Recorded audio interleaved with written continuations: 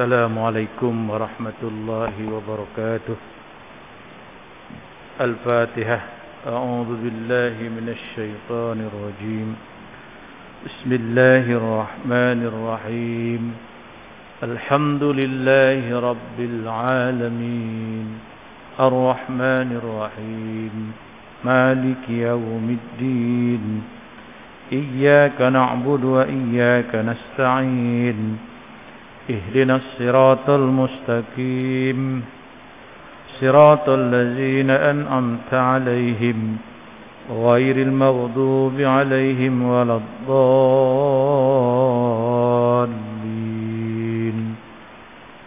آمين. الحمد لله رب العالمين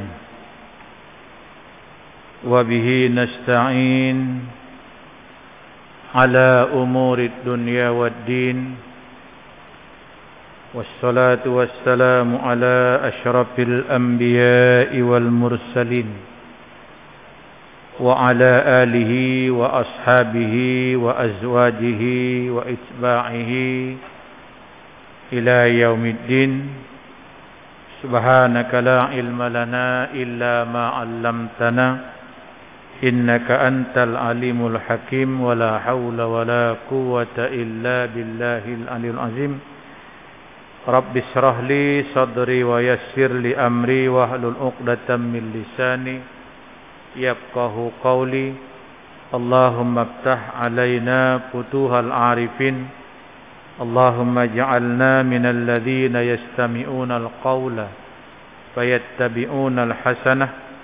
اللهم علمنا بما جهلنا وانفعنا بما علمنا وزدنا علما نافعا يا رب العالمين. ربي أعوذ بك من همزات الشياطين وأعوذ بك ربي أن يحضرون. أعيذ نفسي بالله العلي العظيم. بسم الله ما شاء الله لا يسوق الخير إلا الله. بسم الله ما شاء الله لا يسرف السوء إلا الله. بسم الله ما شاء الله ما كان من نعمة فمن الله. بسم الله ما شاء الله ولا حول ولا قوة إلا بالله العلي العظيم. وقال المؤلف رحمه الله تعالى ونفعنا بعلومه في الدارين amin ya rabbal alamin.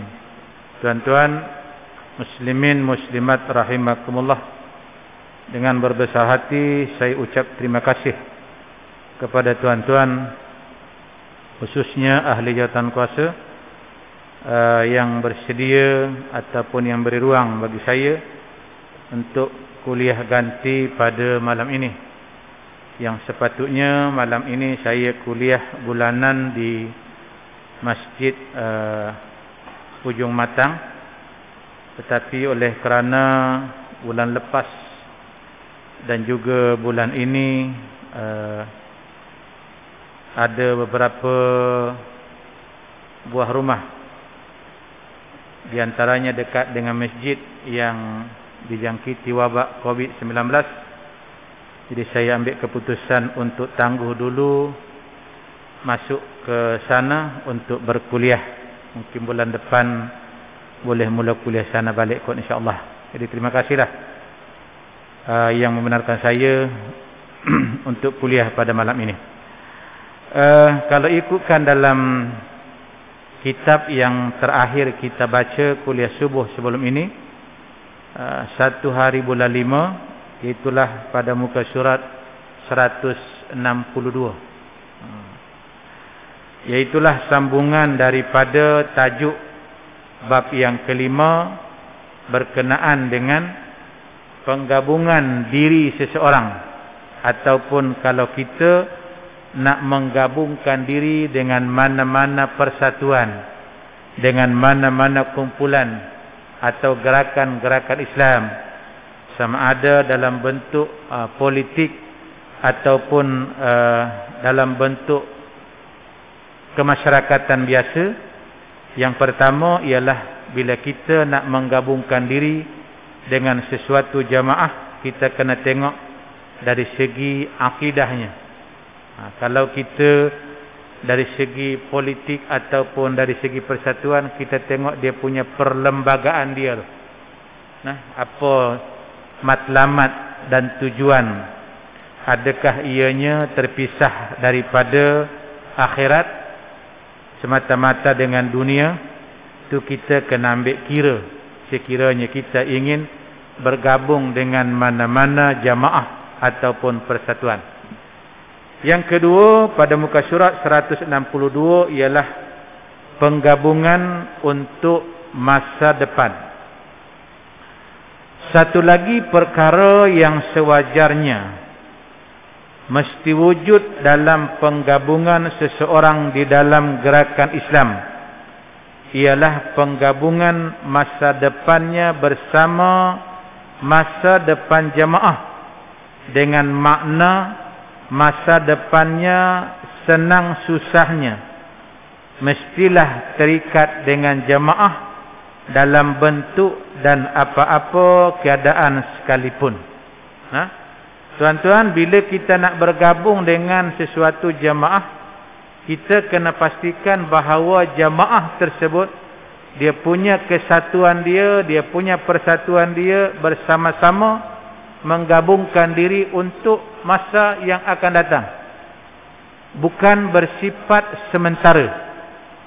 Kadang-kadang ada orang menggabungkan diri semata-mata untuk mencari populariti, ataupun masuk kepada persatuan itu hanya sebagai batu loncatan sahaja, ataupun dengan erti kata bila tengok persatuan itu berjalan lancar, ekonominya pun okey, boleh mendapat habuan kesenangan, dia pun masuk.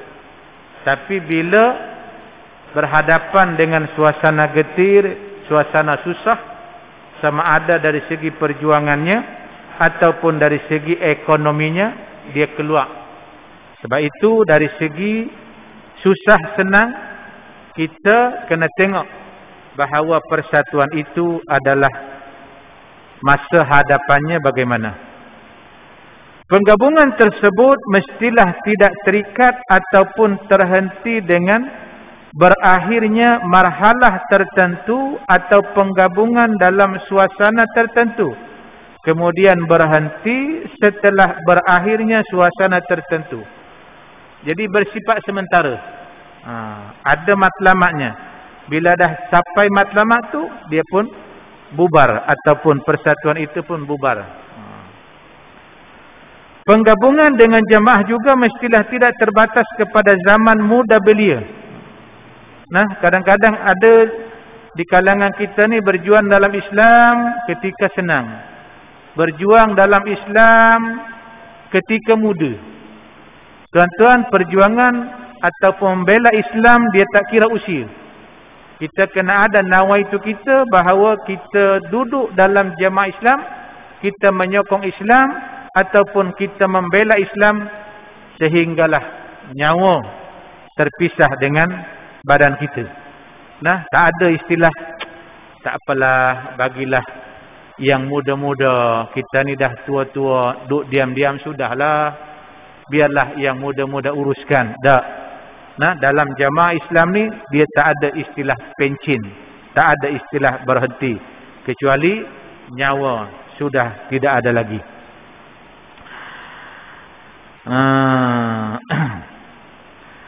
Lalu berhenti setelah meningkat dewasa dan berumah tangga. Bila dah kahwin, dia dah turut serta dah. Okey, seterusnya penggabungan ini juga mestilah tidak terbatas dalam keadaan kemiskinan, kesusahan dan kesempitan, kemudian menghilang diri setelah kaya raya dalam kehidupan dan kelapangan. Nah, waktu dia tidak ada apa-apa masuk dalam persatuan. Dia pun dah ada nama dan sebagainya. Kadang-kadang sampai gelaran pun dah ada. Lepas tu tinggal. Siapa? Dia dah boleh berdikari. Maknanya persatuan ataupun politik itu hanya dijadikan sebagai batu loncatan sahaja. Sebenarnya ada je orang macam tu. Contohnya, tengok aku kalau masuk ni, Bertanding confirm menang. Menang pula kalaulah ditakdirkan lantik jadi menteri. Tuan-tuan boleh bayang, kalaulah kita ahli parlimen, lantik pula menteri, agak-agak berapa sebulan? Kan? 55,000 kalau koman-koman pun tak payah ambil allowance tu. Koman-koman 55,000 menteri campur 55 lah. Saya tak pasti gaji menteri ni. Kan? Tapi puluh-puluh ribu lah. Dan kalaulah duit semata-mata yang ingin dicari, dan dia juga mampu untuk menghalalkan segala jenis cara untuk mencapai tujuan. Tuan-tuan yang dirahmati Allah, berkecimpung dalam politik yang paling cepat boleh buat duit. Kalau kita contoh jadi cikgu ataupun jadi kaki tangan awang, nak layak jadi pencin berapa puluh tahun? Mau 30 tahun. Askar sekalipun koman-koman 20 tahun, 19 tahun lebih, barulah dapat pencin. Bertanding jadi wakil rakyat, satu penggal je dah dapat pencin. Lepas tu tak payah kisah dah. Lantaklah hang pernah bergaduh ke Jahannam dengan Islam ke, hang pelantaklah. Aku dah dapat pencin bulan-bulan. Cukup senang kalau itulah matlamat dalam perjuangan.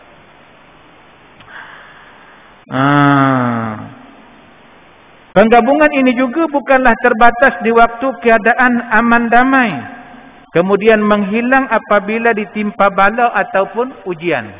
Masa senang, tapi bila susah dia keluar. Sebenarnya penggabungan ini mestilah penggabungan yang bersifat kekal abadi, tidak bercerai pisah, tidak undur ke belakang, dan tidak cabut lari sehingga ia kembali menemui Tuhannya dalam keadaan ia menggabungkan diri dengan gerakan Islam. Inilah yang dilakukan oleh para salafus saleh, bahkan inilah yang ditegaskan oleh banyak ayat-ayat suci Al-Quran. Di antaranya firman Allah Subhanahu wa taala di dalam surah Al-Ankabut ayat 10 hingga 11. A'udzubillahi minasyaitonir rajim. Wa minan nasi may yaqulu amanna billahi fa idza uziya billahi ja'ala fitnatan nasi ka'adzabillah wa la in jaa'a nasrum min rabbika layakulunna inna kunna ma'akum awalaysa Allahu bi'a'lama bima fi suduril alamin wa la ya'lamanna Allahu alladhina amanu wa la ya'lamanna al-munafiqin. Kata Allah, dan di antara manusia itu ada orang-orang yang berkata, kami beriman kepada Allah. Tetapi apabila ia disakiti kerana beriman kepada Allah, ia menganggap fitnah manusia itu sebagai azab Allah. Dan jika datang pertolongan dari Tuhanmu, mereka pasti akan berkata, sesungguhnya kami adalah bersamamu, wahai Muhammad. Bukankah Allah lebih mengetahui apa yang ada di dalam dada semua manusia? Dan sesungguhnya Allah mengetahui orang-orang yang beriman, dan sesungguhnya Dia mengetahui orang-orang yang munafik. Tuan-tuan muslimin, muslimat yang dirahmati Allah, inilah kata Allah Ta'ala di dalam surah Al-Ankabut yang berlaku ada di kalangan manusia. Kalau dia dalam keadaan mendapat pertolongan kepada Allah, dia mengaku beriman dengan Allah, dia mengaku bersama dengan Rasulullah. Tapi ketika mana berlaku kesusahan, kena pulau ataupun disakiti, disekat itu dan ini, maka orang-orang munafik akan berkata, sesungguhnya dia kata bahawasanya ini adalah ujian ataupun fitnah daripada Allah Subhanahu wa ta'ala. Yang kedua, di dalam surah Al-Hajj ayat 11, wa minan nasi may ya'budullaha ala harf fa in asabahu khairun atma'anna bih wa in asabathu fitnah inqalaba ala wajhi khasirat dunya wal akhirah dzalika huwal khusranul mubin. Dan di antara manusia, kata Allah, ada orang-orang yang menyembah Allah dengan berada di pinggir, tidak penuh keyakinan, hingga jika ia beroleh kebajikan, tetaplah ia dalam keadaan itu. Dan jika ditimpa oleh satu bencana, berbaliklah ia ke belakang, rugilah ia di dunia dan di akhirat. Yang demikian itu adalah kerugian yang nyata.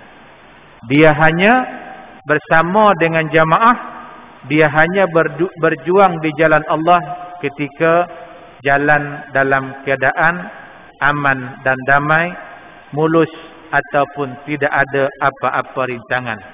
Tetapi sebaliknya, apabila diuji oleh Allah Subhanahu wa ta'ala dengan sesuatu ujian, dia pun mengundurkan diri, yakni tidak lagi bersama dengan jamaah. Maka itulah, ataupun orang-orang seperti itulah, kata Allah, akan mengalami kerugian yang nyata. Dalil yang ketiga ialah daripada surah Ali Imran 146 hingga 148. A'udzu billahi minasyaitonir rajim. Wa ka'ayyim min nabiyyin qatala ma'ahu ribbiyuna katsir fama wahanu lima asabahum fi sabilillah wa ma da'ufu wa mastakanu wallahu yuhibbus sabirin wa ma kana qawluhum illa an qalu rabbana ighfir lana dhunubana wa israfana fi amrina wa sabbit aqdamana wansurna 'alal qaumil kafirin fa'atahumullahu sawabad dunya wa husna sawabil akhirah wallahu yuhibbul muhsinin. Dan berapa banyak, kata Allah, para nabi yang berperang bersama-sama mereka, sejumlah besar dari pengikut-pengikutnya yang bertakwa, tidak menjadi lemah kerana bencana yang menimpa mereka di jalan Allah, tidak lesu dan tidak pula menyerah diri kepada musuh. Allah menyukai orang-orang yang sabar. Tidak ada doa mereka selain ucapan, ya Tuhan kami, ampunilah dosa-dosa kami dan tindakan-tindakan kami yang berlebih-lebihan dalam urusan kami, dan tetapkanlah pendirian kami dan tolonglah kami terhadap kaum yang kafir.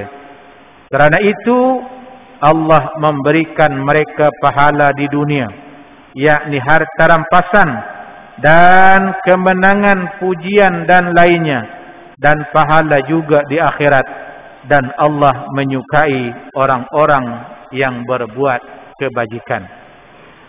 Sesungguhnya dakwah yang benar ialah dakwah atau seruan supaya berpegang teguh kepada kebenaran, seruan kepada iman dan amal, seruan kepada jihad, rasa keterikatan dan kesabaran, serta seruan kepada pengorbanan dan penebusan adalah merupakan satu kebiasaan atau satu perkara yang bersifat tabi'i, bahawa suara-suara kebenaran itu menjadikan para pendukungnya terdedah kepada cabaran-cabaran daripada penjajah kebatilan dengan sikap mereka yang melampau, makar, jahat serta tipu helah mereka. Allah Subhanahu wa ta'ala mengingatkan walanabluwannakum hatta na'lamal mujahidina minkum was-sabirina wa nablu akhbarakum. Surah Muhammad ayat 31.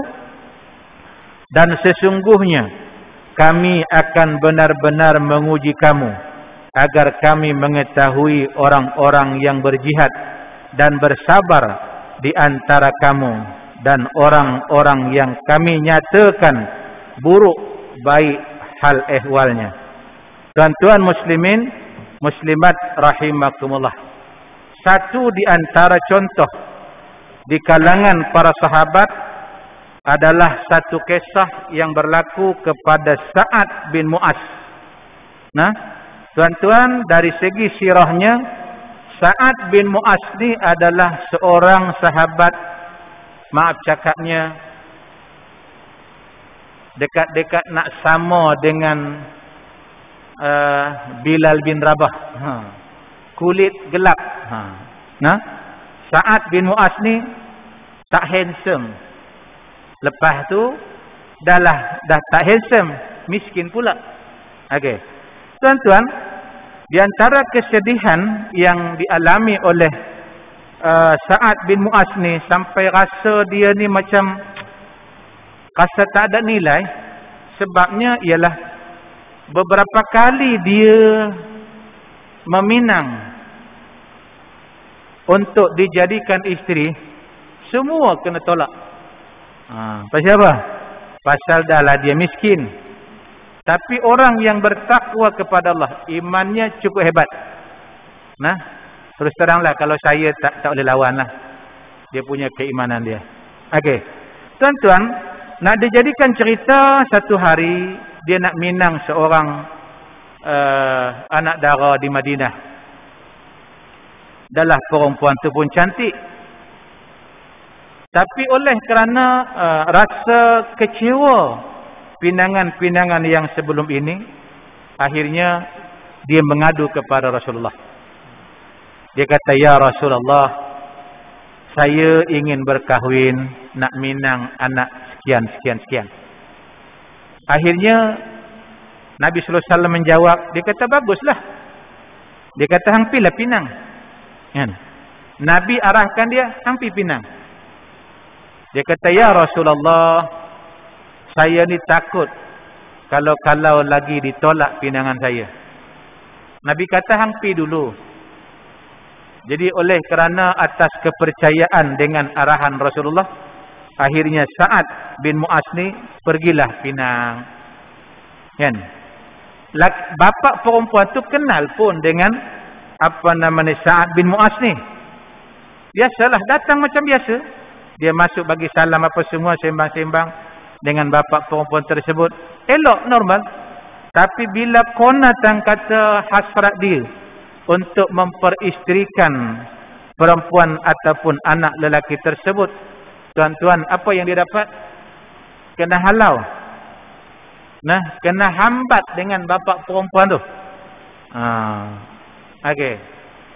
Jadi akhirnya dia pun hendak pergi berjumpa dengan Rasulullah untuk mengadukan perkara tersebut. Lalu bila dia keluar daripada rumah, kata perempuan tersebut kepada ayah dia. Dia kata, "Ayah, bukankah pemuda itu adalah datang untuk meminang saya atas arahan Rasulullah? Kenapa ayah tolak?" Dia kata, "Saya okey je. Nah, Allah bagi hidayah kepada perempuan tersebut. Dia taklah begitu memilih kehansaman dan juga kekayaan seseorang."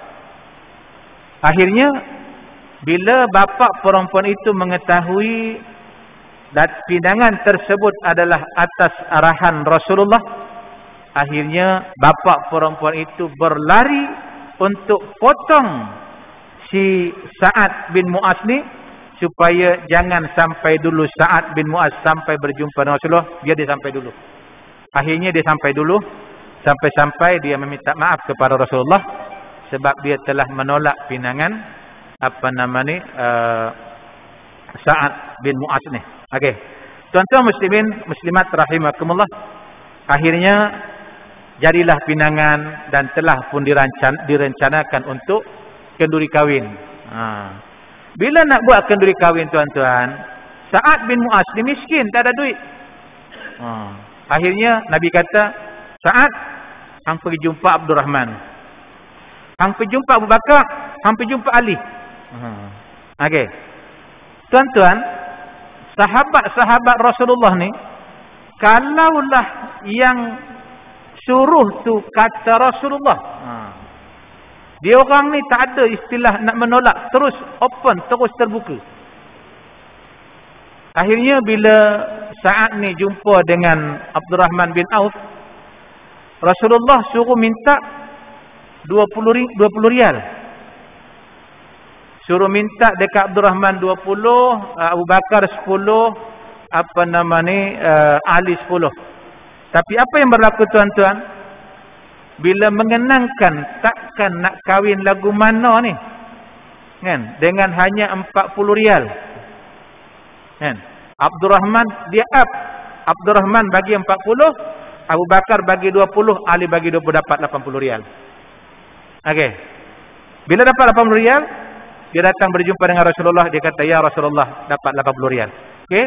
Dia kata 40 riyal hang guna untuk peralatan kenduri, kendara, pakaian itu dan ini sebagainya. 40 riyal lagi dia kata hang guna nanti selepas kahwin.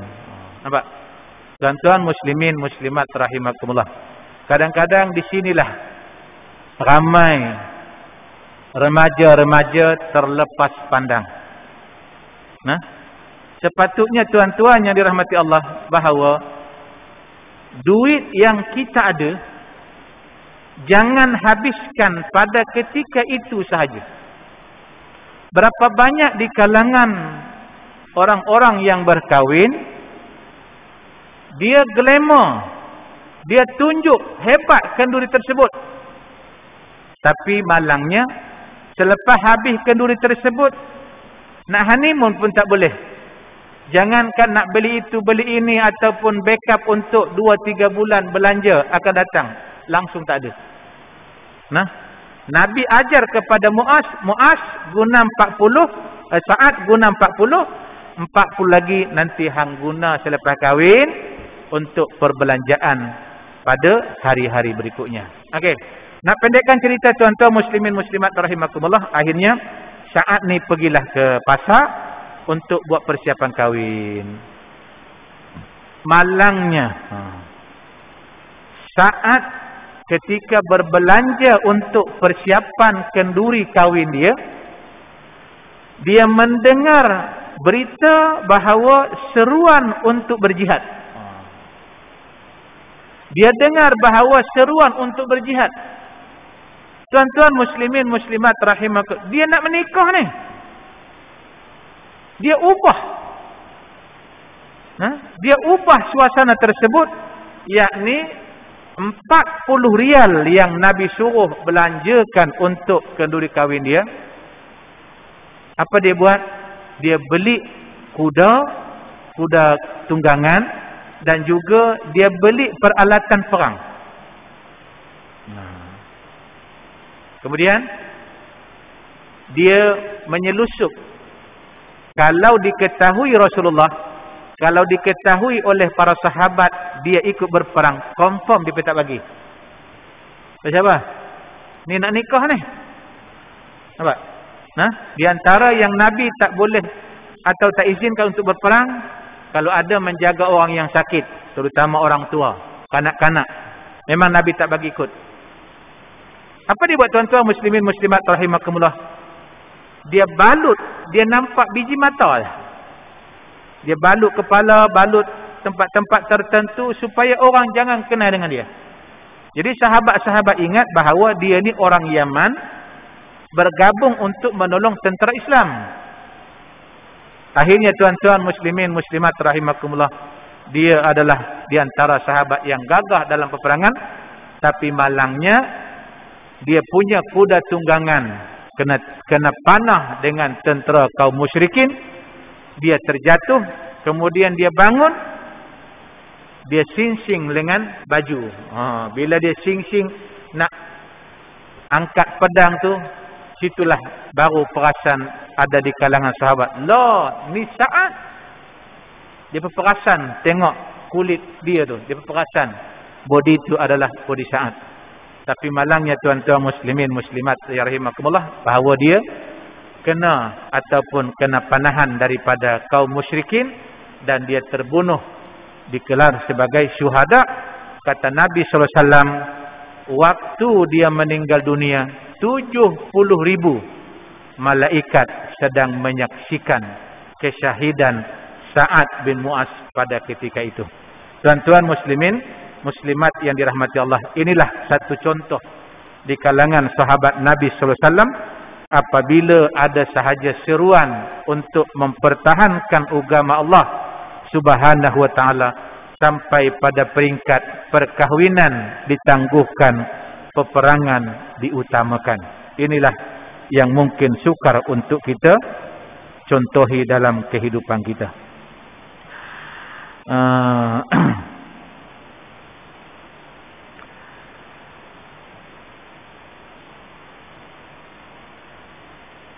Orang-orang yang menggabungkan diri dengan gerakan Islamiah mestilah berbeza dengan orang lain dari sudut rupa diri, sama ada dalam akhlak, dalam muamalah ataupun dalam bekerjasama harian maupun syiar-syiar.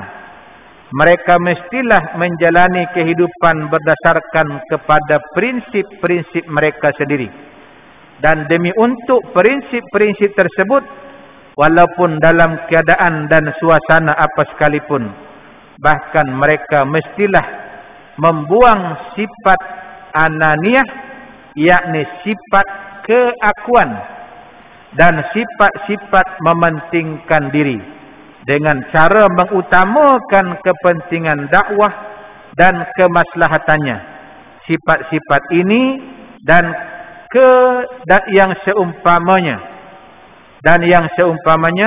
tidak mungkin memancar dalam pribadi para petugas kecuali setelah melalui proses pembersihan yang panjang, pertarungan dan penderitaan yang perit, sebagaimana firman Allah Subhanahu wa taala di dalam surah Ar-Ra'd ayat 17, fa'ammaz zabadu fayadhhabu jufaa'a wa amma ma yanfa'un nasa fayamkusu fil ardi. Adapun buih itu akan hilang sebagai yang tidak ada harganya. Adapun yang memberi manfaat kepada manusia, maka ia akan tetap di bumi. Contoh, kalau kita tengok buih di atas air, dia akan hilang begitu sahaja. Maknanya perjuangan dia tak sampai ke mana. Dipandang dari segi sudut ini, mehnah, cubaan itu adalah dari Allah, supaya dengan cara itu dapat dibezakan di antara yang buruk dengan yang baik, membersihkan dan mengasingkan orang-orang yang layak dan berhak memikul tugas-tugas khalifah di bumi dan amanah yang besar, lagi berat yang tidak sanggup dipikul oleh langit, bumi dan gunung ganang. Sesungguhnya benarlah apabila Allah Subhanahu wa taala berfirman, iyyamsaskum qarhun faqad massal qauma qarhum misluh wa tilkal ayyamu nudawiluha bainan nas waliya'lamallahu alladhina amanu wa yattakhidha minkum syuhada wallahu la yuhibbuz zalimin waliyumahhisallahu alladhina amanu wa yamhaqal kafirin. Yakni daripada surah Ali Imran ayat 140. Jika kamu, kata Allah, yakni waktu dalam perang Uhud, mendapat luka, sesungguhnya kaum kafir itu pun dalam peperangan Badar mendapat luka yang sama. Dan masa kejadian Dan kehancuran itu kami pergilirkan di antara manusia agar mereka mendapat pelajaran, dan supaya Allah membezakan orang-orang yang beriman dengan orang-orang yang kafir, dan supaya sebahagian kamu dijadikannya gugur sebagai syuhada, dan Allah tidak menyukai orang-orang yang zalim, dan agar Allah membersihkan orang-orang yang beriman dari dosa mereka dan membinasakan orang-orang yang kafir. Tuan-tuan muslimin, muslimat yang dirahmati Allah, walaupun Allah Subhanahu wa taala boleh sahaja memberikan setiap peperangan memihak kepada Rasulullah, boleh kan? Tapi kalau tuan-tuan, setiap kali peperangan Nabi menang, sahabat-sahabat seronok, sahabat-sahabat berebut nak pergi perang. Siapa? Yakin dah kalau perang je menang, kalau perang je menang, harta ghanimah ataupun harta rampasan pun banyak kan? Tetapi Allah bagi janji, kadang-kadang kemenangan itu ada di pihak Rasulullah, kadang-kadang kemenangan itu ada di pihak kaum musyrikin. Tujuannya adalah supaya Allah nak menguji siapakah di kalangan sahabat-sahabat yang benar-benar bersama dengan Rasulullah, dan siapakah di kalangan orang-orang yang bersama dengan Rasulullah itu sebagai orang yang munafik.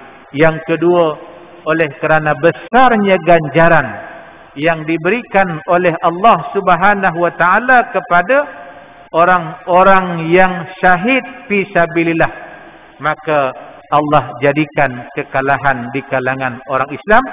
Maka ramailah yang meninggal dunia kerana memperjuangkan agama Allah Subhanahu wa taala. Allah berikan kepada mereka ganjaran yang sangat-sangat hebat.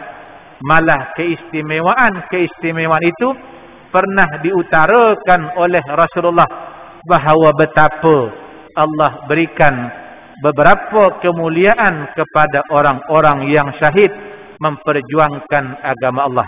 Di antaranya, Nabi bagi tahu kepada para sahabat bahawa dia kata orang-orang yang syahid itu lebih mulia daripada aku.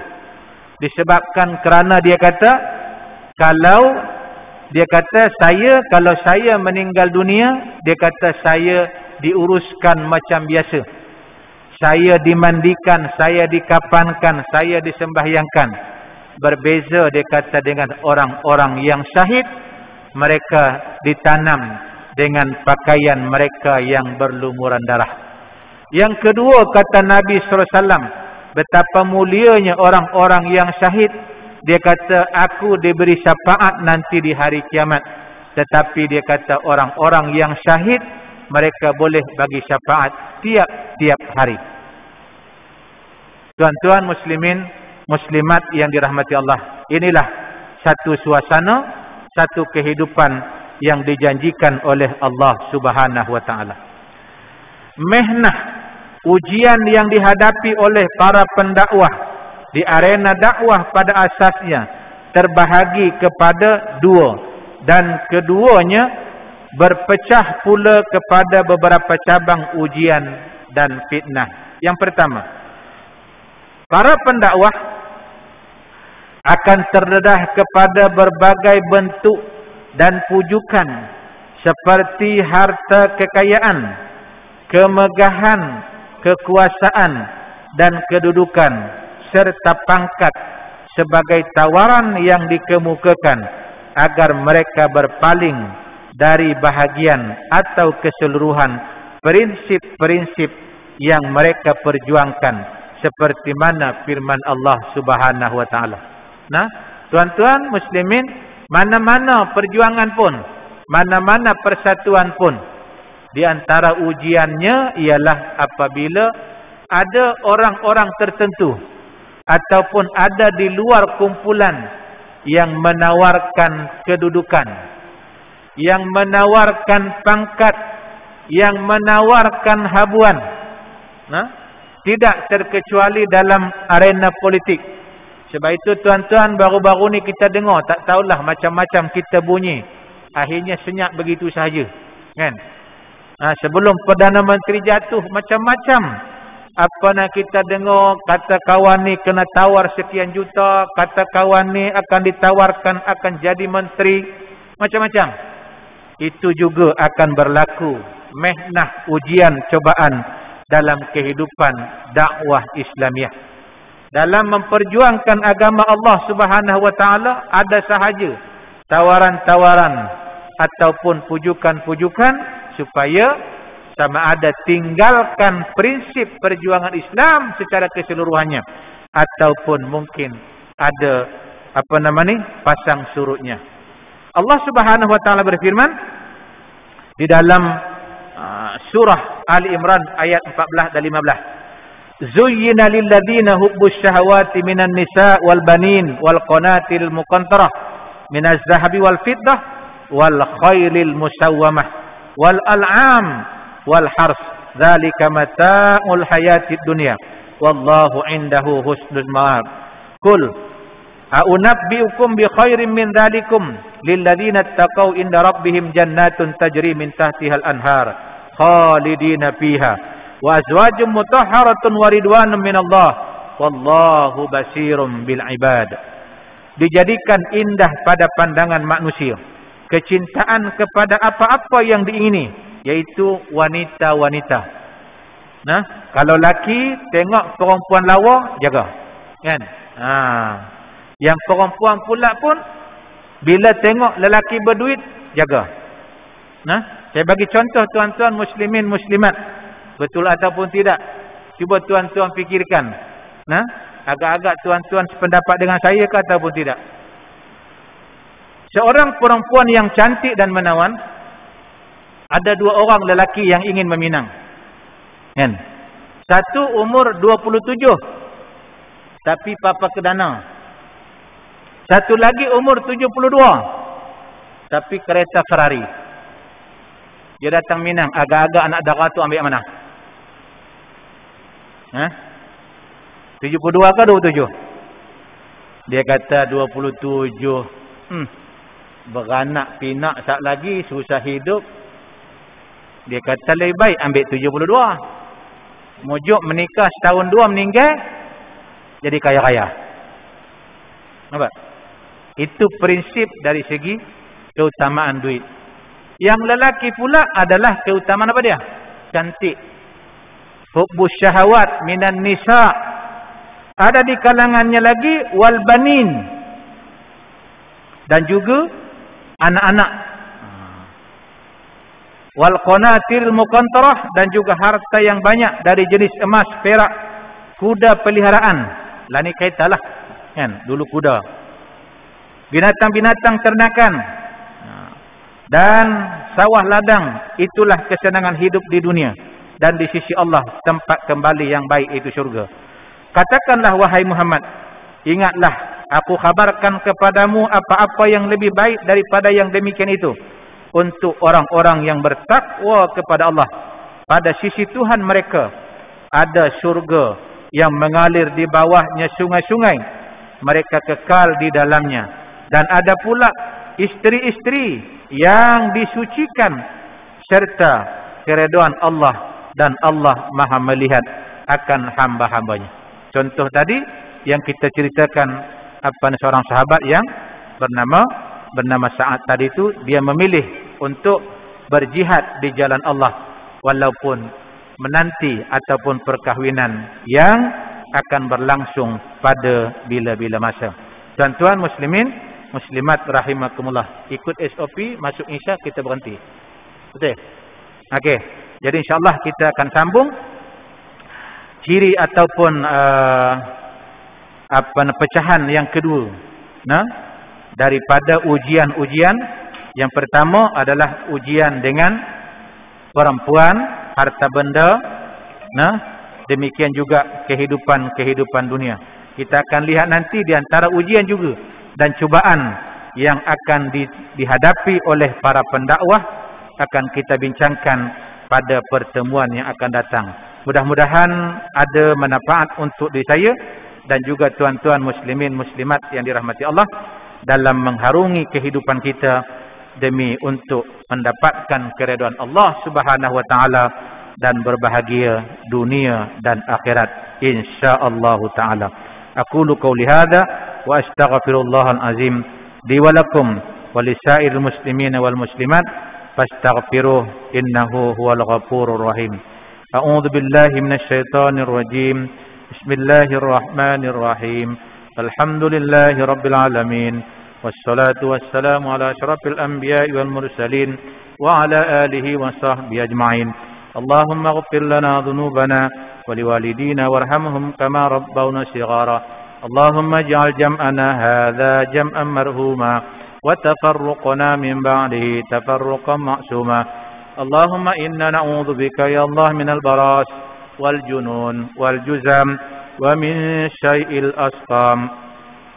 Allahumma adfa'anna al bala wal waba khususan min virus corona wal mihan wal fitan ma zahara minha wa ma batan an baladina hadha khassa wa an buldanil muslimina ammah برحمتك يا أرحم الراحمين. ربنا آتنا في الدنيا حسنة وفي الآخرة حسنة وقنا عذاب النار. وصلى الله على سيدنا محمد وعلى آله وصحبه وسلم والحمد لله رب العالمين. والسلام عليكم ورحمة الله وبركاته.